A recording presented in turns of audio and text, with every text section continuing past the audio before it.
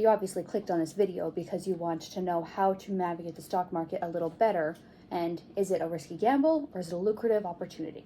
That's what this video is going to dive into. So stick with me. I have my notes here so I don't miss anything. So if you see me looking off the camera, I'm checking my notes so I don't miss anything. I want you guys to get all the good stuff. So, is it a gamble or is it an opportunity? The answer is yes to both.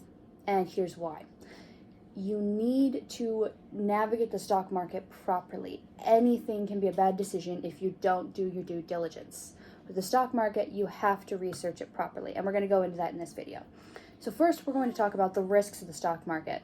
Watch the whole video. I'm not trying to scare you away from stocks. I'm trying to make you understand what's at risk here and how to avoid the risk. So there's two parts to this. This isn't avoid the stock market, and this isn't go all in. This is pros and cons. So first, we have to understand the risks of it. So the stock market has always been very, very volatile. And what I mean by that is you can't really plan on anything with it. It's going to go up really high. It's going to come down really low. That's called the bull market and the bear market. And that's just how it is. What goes up must come down, so on and so forth. And the stock market is made up of a whole bunch of companies that you're investing into. And I'm an Apple girl. I'm doing this on an iPad. I have my iPhone, my computer. I'm an Apple girl. So I will use Apple as an example. If you don't like Apple, I'll tell you what I tell my husband, who also doesn't like Apple. Tough tiddlywinks. I like Apple. This is my show. But you're investing into a company like Apple. And if Apple does really, really good, the stock market goes up. But if something happens to Apple, the stock market's going to go down. Well, not the market, but the stock of Apple is going to go down. And the stock market is a whole bunch of companies that you're putting stock into. So if one of the companies does bad, that stock could go down. Or if it does really good, it could go up. So the stock market is very volatile because it depends on each individual company. So to maximize your benefit and to decrease the number of risks you pose by getting into the stock market, you want to really research the companies you're investing into to make sure that you chose a good one that's cares about its stock shareholders, cares about its customers, actually works towards creating a strong company and not a get-rich-quick kind of scheme. You want a company that is going to grow, it's going to improve, and it's not focused on short term, it's focused on long term. So you want a company like that. And there's a lot more to get into with that, but that's a whole nother video. But I'm trying to keep this relatively short. But the market's very volatile because of that. So that's the first risk. You're never guaranteed a good investment. No matter if it's been the best stock ever for the last 50, 60 years, it could still tank. So there's always that risk. But knowing that you're picking a stock that's been going good for the last 50, 60 years greatly improves your chances of keeping good money and growing your money in that account versus picking a stock that company just got started building. They're in the building phase and they haven't really established a market yet. And so they could go bankrupt anytime, or they could become the next Apple and you're rich for investing. It's a matter of risk. So with risk comes loss. And a very common phrase in the stock market and financial world, the higher the risk, the higher the reward, or the higher the fall from. Suddenly I can't speak. Anyway, so the more risk you take, the more chance you have you'll come out on top. But the more chance that if you come out on top, you come out on top big. Sorry. Yeah. But you want to make sure you are investing into a good stock because the loss can be really, really big or it can be pretty small depending on the kind of stock you go. So then we have I'm checking my notes here. You want to make sure you don't do any emotional decision making. That's a huge problem. If you invest in a stock, whether you research the stock or not, or your friend said this is a really good stock, so I'm going to invest in Apple stock because my grandfather said it was really good and I didn't do any of the research on it. Hypothetical, because I research everything. But if I were to invest in Apple stock without looking into it and then it goes down by even a little bit, that does not mean it's going to stay down. But there are a lot of people that panic, especially people approaching retirement, because they're seeing their retirement account go down. So they have an emotional reaction and they might panic sell and at a loss. They lose money. And then that's a problem because they lost money and maybe the stock went back up and they would have made a profit if they just waited. You can't really be in the stock market and making big investments if you are very emotionally manipulated. You have to do your research into the stocks and you have to make sure that the stock you pick you really trust. And you're gonna make mistakes. I guarantee it, you are gonna make mistakes. But there's ways to go around that so that it's not such a big loss. And we'll get into that too, don't worry. Then we have the long-term perspective. I wanted to talk about that one as well. This is where you are focused on years of growth. So you're not focused on, I'm going to invest in a stock for a month and then I'm going to sell. If you're getting into the stock market, I highly recommend, and I really can't recommend this enough, you hold on to a specific stock for 1 year minimum. And the reason for that is unless you're putting it in a retirement account, then you're going to lose money to taxes. You'll still lose some money to taxes because the government takes their share out of everything. But if you sell that stock, any gains you make within the span of that year is charged as ordinary income tax. Whereas if you wait after a year, your tax bracket is a lot lower because it was long-term investing. It's some loophole the government has. So invest for at least a year minimum. But the longer you can invest the money and the longer it saves up, the better. Now, it's not necessarily the best example because I personally would have liked to keep that stock longer myself, but we wanted to move forward with our lives, makes sense. But when I was 18, I bought a whole bunch of Apple stock because I'm an Apple girl and I saw it was a really good company. My dad helped me with it because I didn't know too much about the stock market at the time, but I bought, I don't even know how many shares. I put about $5,000 into my stock market account. It was my college savings, and I decided I didn't want to do college. I wanted to do trade schools kind of thing and do a lot of research on my own because I didn't have a plan. So I invested that money into the stock market instead. And so it's a try. And so when I got married, let's see, it was about 3-4 years later, it was $17,000.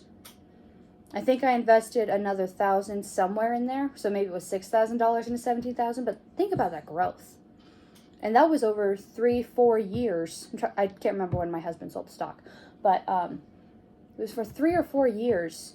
About more than doubled, about tripled. That's insane in a very short period of time. I think it was awesome. It was a really good time with Apple, and my account really grew. I'm very fond of that. So I'm not giving you legal advice. Don't go and buy a ton of Apple stock because companies change. Just because they did really good for that time does not mean they're guaranteed. I'm not a financial advisor. I'm going to start off with all that so you don't go buy Apple, lose a bunch of money if something happens, and blame it on me. That was my experience. I still buy Apple stock. I love Apple, but I'm not telling you to go buy Apple, so don't do that. But if you invest for the long term, you will get really good gains if you pick really good stocks. It's one of the best ways to save over the long term. Plus, that money's making gains, and you're not paying taxes on it during that time until you take it out. Really, really great strategy. And I know people are going to ask why we sold. The reason is we wanted to invest into a property that we're going to build a house on. So, but you also want to research and do your due diligence. I already said this, but I will say it again because repetition is key. Research. Research. You need to look into the stocks. Don't just pick a stock because it's cool, because it's trending, or whatever. You need to research. Don't go and look at Apple because I said I made really good returns. Look at it. Look at their PE ratio. Look at their returns. Look at their business strategies. Look at, just do the research on the company. Do you support the company? Do you like what the company's doing? Do you feel that they're going to keep growing? Do you feel that this is a really good company that you want to take part in? Because part of owning a stock is you're not just investing in the company and hoping they return your money. You are buying a piece of that company. every single company you buy a stock in, you're buying a seat at their table. Is this a company you want to be associated with? Is this a company you support, that you would be proud to tell someone, I own a piece of this company? Or is it a company you've never even heard of before, but maybe it's got good returns, so, and my friend said it was good, so I'm going to invest and see what happens. Don't do that. So, research and do due diligence, for sure. Now, there's ways that, as I said, you are going to hit hard times. It's guaranteed. You are going to fail and make mistakes. We all do. We're all human. And even if we pick a really good stock, doesn't mean that the company itself won't make mistakes. Even if we are completely perfect, doesn't mean someone else won't make a mistake. So that's why it's volatile. But there are ways to minimize your losses if that happens. So you want to set stop loss orders. This is simply where you put a cap on your account of if it hits this amount, then you're going to sell. And if it drops to this amount, you're going to sell. And it's an automatic system. Now, depending on what style you have or how you do it, this could be possibly a problem. So you might want to check your stocks periodically just to make sure, but don't overmanage it. But I have heard of some people that they would buy a stock at, let's say, $50, and if it dropped down to $30, it was automatically going to sell, but dropped down to $29 and past the 30. And so since it didn't hit that 30 mark, it didn't sell, so they were still losing. You want to make sure that that's not the kind of thing you're buying into. You don't want that. So set a stop loss order and make sure that it's the right kind and there's no fine print or anything with it. You want to make sure it's a really good option. And I wouldn't say max out, like if you buy a $50 stock, you want to be reasonable. You can have it go to, if it hits $100, I'll sell. So I get double the amount of money.